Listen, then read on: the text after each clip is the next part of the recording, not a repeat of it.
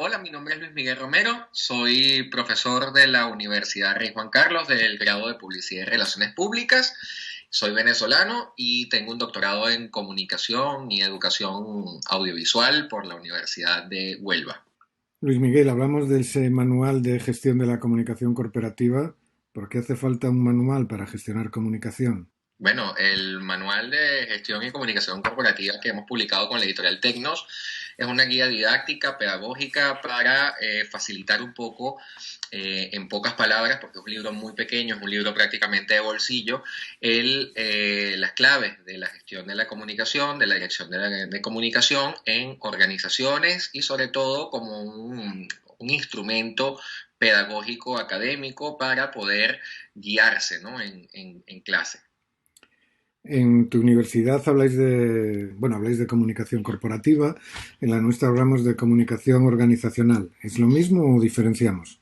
Bueno, hay distintas teorías, hay prácticamente cada teórico tiene una opinión distinta, pues tenemos una teoría de Jordi Cifra, tenemos otra teoría, tenemos muchas teorías que diferencian la comunicación corporativa, la comunicación estratégica y la comunicación organizacional. En algunos de ellos consideran que la comunicación organizacional es aquella que se da de la organización hacia adentro, es decir, de la comunicación interna, y la comunicación que une la comunicación interna con la comunicación intermedia, es decir, con esos públicos que sin pertenecer o sin ser miembros de la organización tienen un flujo constante con la misma, como es el caso de proveedores, como es el caso del público financiero, los inversionistas, juntas directivas, etcétera.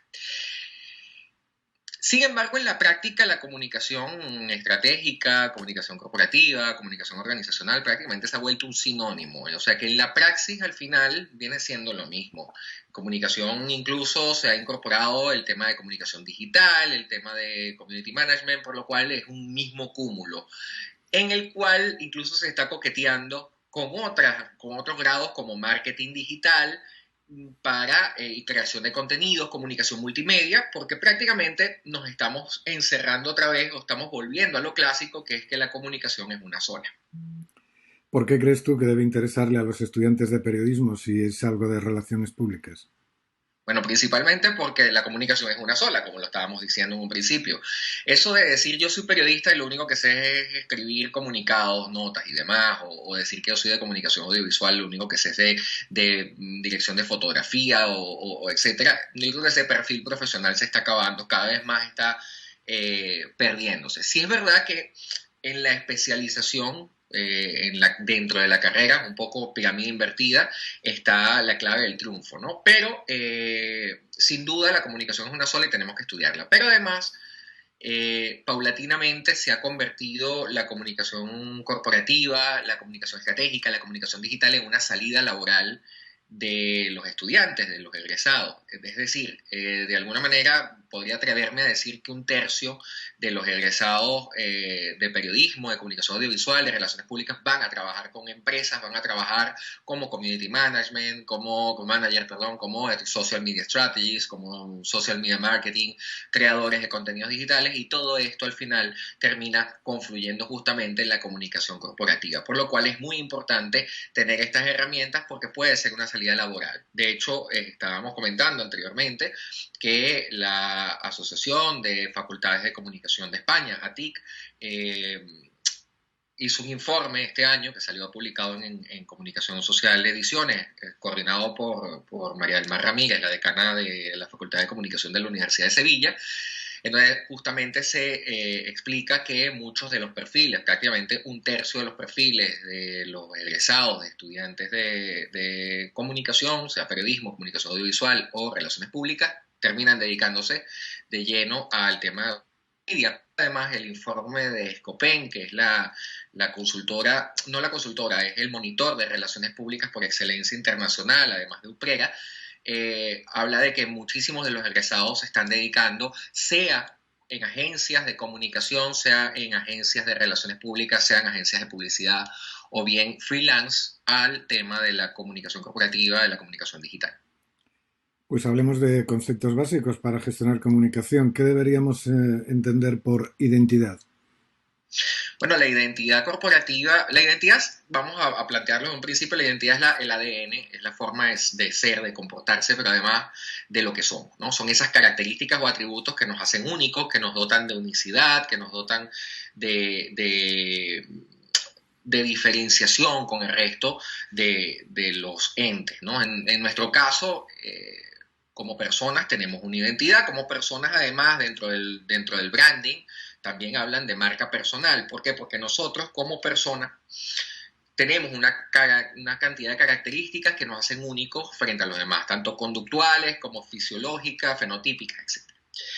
Eso significa que la identidad vendría siendo ese ADN que conforma el todo de los elementos que conforman, en este caso, una organización, sea pública o privada, pero también una marca, sea proyecto, servicio, personalidad, producto, sistema o marca país o lo que sea, ¿no? Nos dota de ciertos elementos los cuales podemos explotar para la diferenciación. Cuando hablamos de Santiago de Compostela tenemos una marca ciudad con ciertos elementos importantes como la catedral, como las rutas para hacer paseos, como etcétera, una buena cantidad de elementos gastronómicos, etcétera, que nos hacen únicos. Entonces, justamente, la identidad son esos rasgos que nos hacen únicos y que podemos explorarlo. Y, por supuesto, esa identidad cambia. Esa identidad no es estática. Esa identidad va cambiando con los años, igual que nosotros. Nuestra identidad va cambiando. No es lo mismo, además, lo dije en otra ocasión, Miguel como profesor no tiene la misma identidad o no proyecta las mismas características que Miguel como miembro de la familia, que Miguel como amigo, que Miguel como compañero de trabajo, porque solemos adaptar nuestras identidades a nuestro entorno. Por esta razón, a veces empresas, por ejemplo, como Red Bull, presentan un perfil de identidad muy distinto ante su público consumidor, su público prospectivo de cliente, como una empresa radical, de deportes extremos, de juventud, mientras que Red Bull, como por ejemplo con el público financiero, presenta una identidad mucho más recatada, donde no se atreven a dar más pasos más allá de los tradicionales, mientras funcione la fórmula que eleva el precio bursátil, ¿no? de sus acciones. Cosa distinta, por ejemplo, a Monster, que es radical en ambos sitios. Monster agarra y saca una línea de ropa, saca una línea de calzados, una línea de gorras, una empresa de deportes extremos, unos videojuegos y además la bebida energética. Entonces, de alguna manera, las empresas juegan con esos perfiles de identidad. ¿Y la imagen qué sería entonces? La imagen es la proyección de esa identidad, es decir, tanto la proyección que yo hago a través de los elementos de comunicación y de comportamiento, que eso sería la imagen proyectada, la imagen deseada es esa imagen, ese conjunto de características que la organización tiene pensado estratégicamente que le va a funcionar, y la imagen deseada son esas características que reciben de nosotros el público objetivo, los stakeholders, ¿no? Es decir, aquellos con los que nos relacionamos, tanto internos como externos. Entonces, la imagen es una percepción y obviamente las percepciones sociales, la creación de la realidad social no depende única y exclusivamente o monopólicamente de la organización y de sus mensajes y de su comportamiento, sino también hay muchos elementos en el entorno que favorecen y perjudican esa proyección de imagen. Crisis que hayan pasado no solamente en la organización, sino en organizaciones del sector, competencia, etcétera, que afectan esa forma de percibirnos, ¿no? de posicionarse la empresa en el público de sus consumidores, pero también en los otros públicos estratégicos. ¿Y qué ocurre cuando una organización proyecta una identidad que no es real para crear una imagen que tampoco es real en sus públicos? Básicamente le estás dando la entrada a un escenario de crisis, estás diciéndole bienvenida a la crisis, ¿no? ¿Por qué? Porque cuando solemos proyectar una identidad que es distinta a la que realmente tenemos, al final la verdad siempre sale a flote. Esto sucede, por ejemplo, con empresas que dicen que sus productos son light o que son ecológicos y que no hacen daño y al final se descubre que sí, o de repente esos productos que hacen, esas marcas que hacen greenwashing, un poco de cuidamos el medio ambiente, con un discurso bastante dado hacia el tema verde, etcétera, pero al final se descubre que tienen unos vertidos, o el tema de purple washing, que es el lavado púrpura con el tema de la igualdad, o el lavado rosa con el tema de la igualdad, que tenemos igualdad entre hombres y mujeres, y después cuando entramos a explorar esos datos vemos que es mentira. de alguna manera decir algo que no eres, tarde o temprano va a conllevar a que la realidad salga a la luz y va a generar una crisis de reputación, incluso mucho peor de la que hubiera sido si desde un principio te presentas con una identidad más honesta. Hablas de reputación. ¿Qué es la reputación? ¿No es la imagen? No, la imagen es una foto fija. Cuando hablemos de imagen vamos a traer a nuestra cabeza una foto de un momento particular. Es decir, yo puedo analizar hoy la imagen de la Universidad Rey Juan Carlos y puedo analizar en retrospectiva la imagen de la Universidad Rey Juan Carlos cuando fue el problema de Cristina Cifuentes. Vamos a ver quizá dos imágenes distintas. Ya ha pasado mucho tiempo, han pasado muchos elementos, a la universidad me ha mostrado algún avance, lo digo como un público interno, a lo mejor no me ven así desde Santiago de Compostela, pero de alguna manera vamos a ver que hay una diferencia. La reputación es la suma de todas esas imágenes, es decir, es algo que va con el tiempo, que se va construyendo, es un activo intangible fundamental para la organización. De hecho, hay organizaciones que viven solamente de su reputación. Estamos hablando, por ejemplo, de Facebook, que si nosotros descubriríamos que Facebook le da los datos a empresas como Cambridge Analytica, etcétera, o le da los datos a una empresa que me llamen por teléfono, todos nos iríamos de Facebook. Pero además, ¿qué empresa vive más de la reputación que un banco? Entonces, ¿le daríamos nuestro dinero a Bankia? Bueno, a lo mejor en estos momentos sí, pero estoy seguro que cuando fue el IPO de la salida a bolsa con Rodrigo Rato, queríamos, si teníamos el dinero en Bankia, lo sacábamos, y si no, pues no lo metíamos en Bankia. Entonces, los bancos viven de la credibilidad, de la reputación. Entonces, de alguna manera, esas empresas que viven de la reputación, de la estabilidad, de la credibilidad de su público, justamente es el capital más importante. De hecho, un banco puede quebrar, y de hecho se demostró en Argentina, se demostró en Venezuela, un banco puede quebrar con un rumor simplemente en las redes sociales de que va a haber un corralito o de que va a quebrar el banco, porque la gente va urgentemente a sacar todo el dinero que pueda, el banco se queda sin recursos y quiebra. ¿Y la cultura corporativa qué sería, Luis Miguel? La cultura corporativa es la forma de comportarse de la organización. Es un reflejo, una mezcla entre el reflejo interno, desde el seno de la identidad y la filosofía corporativa, la forma de hacer las cosas. La cultura es muy importante de gestionar porque en la cultura, desde la cultura nace el comportamiento. Entonces, nosotros, igual como lo tenemos la sociedad, todas las sociedades tienen una cultura con ciertas características de comportamiento. Por ejemplo, el norteamericano no se sienta a negociar con un trago en la mesa, los árabes no beben, no comen cerdo, etc. También las organizaciones tienen una forma de comportarse. O sea, un empleado de Starbucks o un empleado de Balay o un empleado de Roca o un empleado de Mondelez deja de lado un poco, y digo un poco porque es imposible dejar de lado su cultura personal para adaptarse a la cultura organizacional. ¿Cuál es la cultura organizacional? A veces es la puntualidad, la responsabilidad. Empresas como Amazon, por ejemplo, uno de sus principales elementos de convicción de la cultura corporativa es la responsabilidad y la puntualidad de entrega.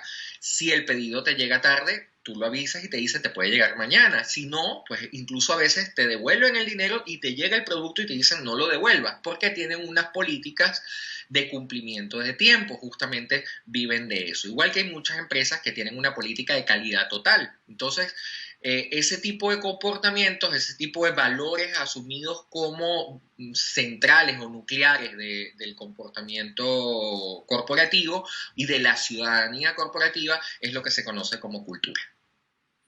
¿Qué le dices a tus alumnos de periodismo para que tengan una mirada favorable a la gestión de comunicación? Bueno, al final yo creo que es interesante entender que, y te digo que en mi país no se diferencia, o sea, en mi país todos somos periodistas, comunicadores audiovisuales y relacionistas públicos en Venezuela. No se diferencia el trabajo éticamente, desde la posición ética, de un periodista organizacional, siempre que se trabaje con la ética. Sí es verdad que muchas empresas intentan ocultar cosas o intentan distorsionar la realidad, desinformar a partir justamente de este tipo de posiciones del DIRCOM, ¿no? Y por algunos casos puntuales, que son los más llamativos, pues termina un poco esta carrera sufriendo, ¿no? Ese vicio de percepción. Sin embargo, en la normalidad, el trabajo de un comunicador corporativo o de un relacionista público es llevar la información, convertir la información en relaciones. Y al final es lo mismo que hace el periodismo, es decir, busca convertir la información en relaciones y busca dotar de información a la gente para que la gente pueda tomar unas decisiones, al igual que el comunicador corporativo. Por lo cual el trabajo no es muy diferente.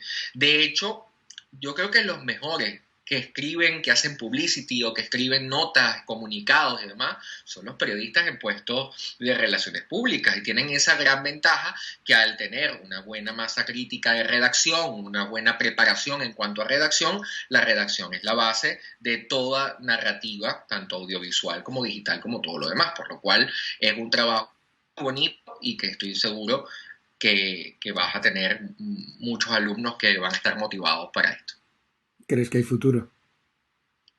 Sí, bueno, yo creo que el tema del futuro yo no lo veo claro ni para mí, pero, pero creo que hay futuro. Creo que vamos a tener un cambio como está ocurriendo ahora, que a lo mejor lo que estamos viendo en este momento en 5 años no sirve de absolutamente nada. A mí me preocupa porque yo soy de los profesores que hacen libros y artículos, ¿no? Y a veces digo, bueno, es que cuando ya salga publicado el artículo esto ya no existe.